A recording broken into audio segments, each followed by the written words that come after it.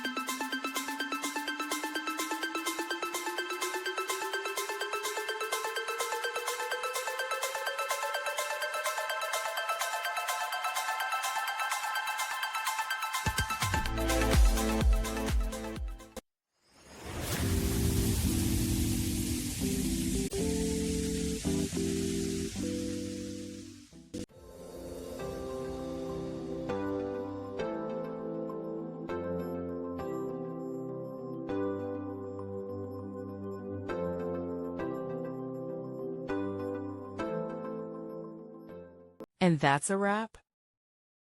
I hope you found the answer you were looking for. If you did, take a second to hit that subscribe button. It really helps out.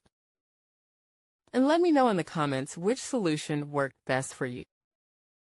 See you next time in the debug zone.